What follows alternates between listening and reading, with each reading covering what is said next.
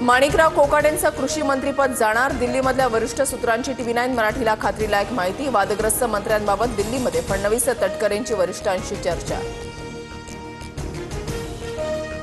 राज्यातील 8 मंत्र्यांची विकेट पडणार, मंत्रिमंडळामध्ये फेरबदल होणार। सामनातून मोठा दावा तर सरकारचा रिमोट कंट्रोल दिल्लीमध्ये शहांकडे असल्याची राऊतांची टीका। धुळ्यामध्ये कोकाटेंचे समर्थक विरोधक आमने सामने, कोकाटे मुक्कामी असलेल्या हॉटेलबाहेर आंदोलन, पत्ते दाखवत आंदोलकांची जोरदार घोषणाबाजी। खडकवासला विधानसभा निवडणुकीच्या वेळेला वापरण्यात आलेल्या 2 EVMची पडताळणी थांबवली। शिवसेना पक्षाचे उमेदवार सचिन दोडकेंच्या आक्षेपानंतर पडताळणी थांबवली।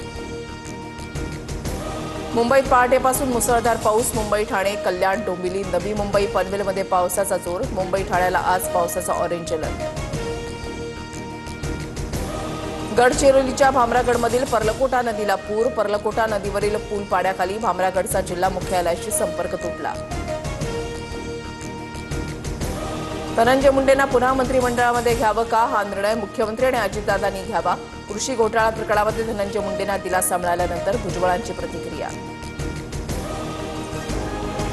ज्ञानेश्वरी मुंडेंचं कुटुंबासह रास्तारोको आंदोलन, महादेव मुंडे हत्या प्रकरणामधील आरोपींना अटक करण्याची मागणी, ग्रामस्थही आंदोलनामध्ये सहभागी। राहुल नार्वेकरांकडून गिरगाव मेट्रो स्टेशनची पाहणी, गणेशोत्सवासाठी मेट्रोच्या नियोजनाबाबत घेतला आढावा।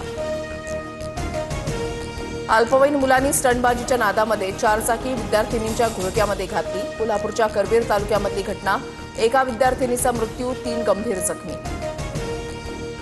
थायलंड कंबोडिया संघर्ष दुसऱ्या दिवशी सुरूच, आतापर्यंत 15 जणांचा मृत्यू तर 46 जण जखमी। सीमावाद आणि एका मंदिरावरील हक्कावरून दोन्ही देशात संघर्ष।